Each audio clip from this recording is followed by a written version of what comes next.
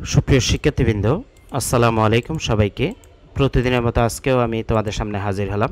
আজকেও তোমাদের জন্য সার্ভিস কস্টিং বা অপারেশন কস্টিং যে চ্যাপ্টারটা আছে সেখান থেকে একটা বেসিক ক্লাস নিয়ে হাজির হলাম।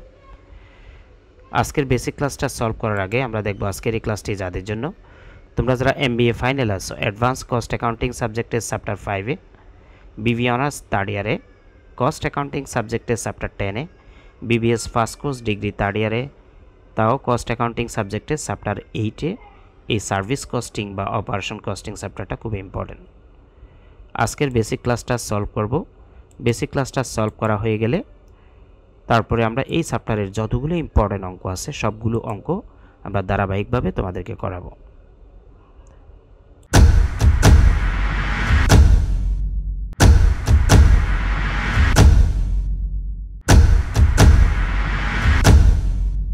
ক্যালকুলেট স্ক্রিনে আমি প্রথমে বেসিক ক্লাসে যে জিনিসটা জেনে রাখা ভালো, সবার আগে পরিচালন ব্যয় হিসাব কি বা সেবা ব্যয় হিসাব কি সেটা আমরা একটু জানব। যে সমস্ত প্রতিষ্ঠানে দ্রব্য উৎপাদনের পরিবর্তে সেবা প্রদান করে সে সমস্ত প্রতিষ্ঠানে ব্যয় নির্ণয়ের জন্য যে পদ্ধতি ব্যবহার করা হয় তাকে মূলত সেবা ব্যয় বা পরিচালন ব্যয় বলে। তাহলে প্রথমেই খেয়াল রাখতে হবে এই সার্ভিস কস্টিং বা অপারেটিং কস্টিং সিস্টেমে আমরা যে সমস্ত প্রতিষ্ঠানগুলোর হিসাব নিকাশ করব সেগুলো অবশ্যই সেবাদানকারী প্রতিষ্ঠান। সেখানে কোনো প্রকার পণ্যদ্রব্য উৎপাদন হবে না। এরপরে আমরা প্রথমে এক নম্বরে এখানে মোট 5টা জিনিস তোমার জানা থাকতে হবে। এক নম্বরে হলো ফরম্যাট বা ফর্মুলা, অর্থাৎ একটা চার্ট করতে হবে, সেই চার্টটাতে কখন কি বসবে। বেসিক ক্লাস অঙ্ক সমাধানের আগে অবশ্যই এগুলো জানতে হবে। তো ফরম্যাটটাতে প্রথমে উপরে কোম্পানির নাম থাকলে সেটা লিখবা, অ্যাকাউন্টস টাইটেল, এখানে পার মান্থ বা প্যারা নাম দিতে পারো। তারপরে কস্ট পার টন বা কিলোমিটার, ক্যাম মানে কিলোমিটার। এই যে কস্টগুলো আছে, ব্যয়গুলো আছে, সেগুলোকে দুইটা ভাগে ভাগ করা যায়। একটা হলো ফিক্সড কস্ট, একটা ভেরিয়েবল কস্ট। অনেকে আবার যদি কিছু উল্লেখ না থাকে তাহলে ফিক্সড এবং ভেরিয়েবল কস্ট একসাথে করেও তুমি এই ফরম্যাটে অঙ্কটা করতে পারবা। তো আমরা জেনে নিই যে ফিক্সড কস্টের আওতায় কি কি আসবে। ফিক্সড কস্টের মধ্যে insurance, tax, road licence, interest, garage rent, delivery, driver salary, conductor salary, supervision expenses, manager salary. Fixed cost এইভাবে বের করে টোটাল ফিক্সড কস্ট বের করে নিব। সেই টোটাল ফিক্সড কস্টকে আমরা ফিক্সড কস্ট পার ইউনিট বা ফিক্সড কস্ট পার কিলোমিটারে রূপান্তর করতে হলে প্রশ্নের ভিতরে যে কিলোমিটার থাকবে সেই কিলোমিটারকে ইফেক্টিভ কিলোমিটারে রূপান্তর করে সেটা দিয়ে ভাগ করলে আমরা ফিক্সড কস্ট পার কিলোমিটার বা ফিক্সড কস্ট পার ইউনিট পেয়ে যাব। এখন প্রশ্ন হলো এই ফিক্সড কস্ট বলতে আমরা কি বুঝি? ফিক্সড কস্ট বলতে আমরা বুঝি যে সমস্ত ব্যয়গুলো কোনো পরিবর্তন হয় না, সমান থাকে, সেগুলোকে মূলত ফিক্সড কস্ট বলে। তো সেখানে পার অ্যানাম থাকতে পারে, পার মান্থও থাকতে পারে, অর্থাৎ প্রতি মাসেও থাকতে পারে, প্রতি বছরও থাকতে পারে। সেই প্রতি মাসে বা বছরে যাই থাকুক সবগুলো যোগ করে টোটাল ফিক্সড কস্ট বের করে সেটাকে আমরা ইফেক্টিভ কিলোমিটার দিয়ে ভাগ করে ফিক্সড কস্ট পার কিলোমিটার বা পার ইউনিট বের করব।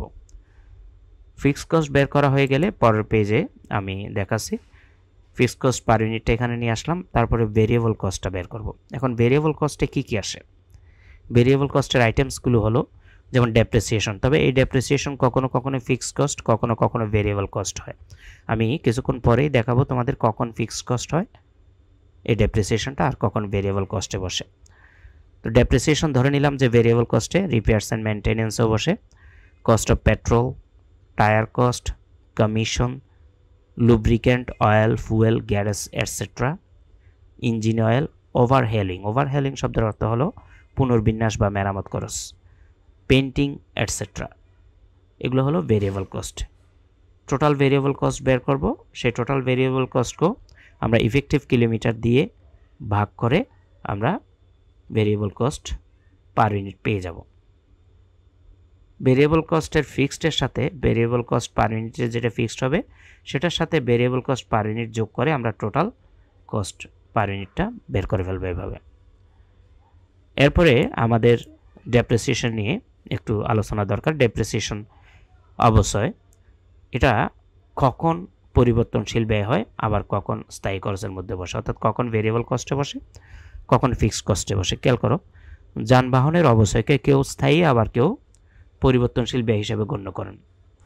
যেসব ক্ষেত্রে যানবাহনের মোট চালন মাইলের উপর ভিত্তি করে অবচয় নির্ণয় করা হয়, সেক্ষেত্রে অবচয়কে পরিবর্তনশীল ব্যয় হিসেবে গণ্য করা উচিত। আবার খেয়াল করো, যেসব ক্ষেত্রে যানবাহনের মোট চলন মাইলের উপর, মানে কিলোমিটার যেটা দেয়া থাকবে সেটার উপর ভিত্তি করে যদি অবচয় নির্ণয় করা হয়, সেক্ষেত্রে অবচয়কে পরিবর্তনশীল ব্যয় হিসেবে গণ্য করা উচিত। তাহলে কখন স্থায়ী খরচ হিসেবে গণ্য করা উচিত? খেয়াল করো, আমি এখানে বলে দিচ্ছি সেটা, যদি অবচয়ের শতকরা হার বা পার্সেন্ট দেয়া থাকে, অথবা অবচয়েরটা বার্ষিক আয়ুষ্কালের ভিত্তিতে ধরা হয়, মানে 10 বছর 20 বছরের যদি কোনো আয়ুষ্কাল থাকে, ওই আয়ুষ্কালের ভিত্তিতে যদি কোনো অবচয় বের করা হয়, অথবা শতকরা হারের ভিত্তিতে কোনো অবচয় বের করা হয়ে থাকলে সেটাকে ফিক্সড কস্টের আওতায় আনতে হয়, ডেপ্রিসিয়েশন থাকে। 2 নাম্বার যেটা জানতে হবে, টোটাল কিলোমিটার্স। টোটাল কিলোমিটার্স বের করতে হলে এই সূত্রটা খেয়াল করবা, number of buses into number of days into number of trips into distance. ধরো তুমি যে পরিবহনটা বা যে ভেহিকলটার টোটাল কিলোমিটার বের করবা সেটা বাস, সেখানে যদি ফার্স্টটা বাস হয় তাহলে নাম্বার অফ বাস মানে ফার্স্ট বসবে এখানে, ফার্স্টটি বাস। নাম্বার অফ ডেজ বলতে এক মাসে কতদিন কাজ করে, অর্থাৎ ওয়ার্কিং ডেজ।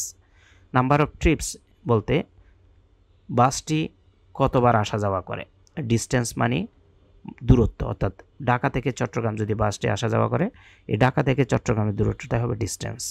তাহলে এই সূত্রের মাধ্যমে আমরা টোটাল কিলোমিটার্স বের করব। 3 নাম্বার হলো total passenger kilometer. Total passenger কিলোমিটারে, টোটাল কিলোমিটারে যে সূত্র সেই পর্যন্ত ঠিক থাকবে, এই যে number of bus into number of days into number of trips into distance seating, এই পর্যন্ত ঠিক থাকবে। তার সাথে জাস্ট ইন্টু ক্যাপাসিটি বসাই দিলে হয়ে যাবে। তাহলে আমরা বলতে পারি টোটাল প্যাসেঞ্জার কিলোমিটার হবে total kilometre into capacity. 4 number হলো ক্যালকুলেশন অফ টনস কিলোমিটার।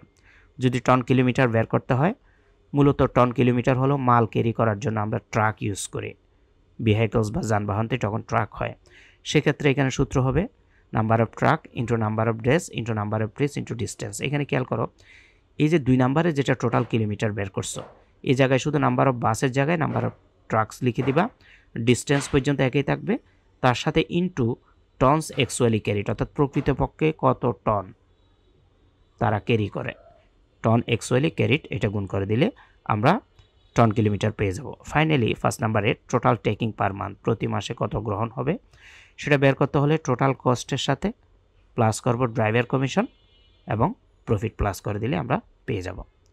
তো এই ছিল আমাদের বেসিক ক্লাস। এখন আমরা ধারাবাহিকভাবে অঙ্কগুলোর দিকে খেয়াল করব সবাই।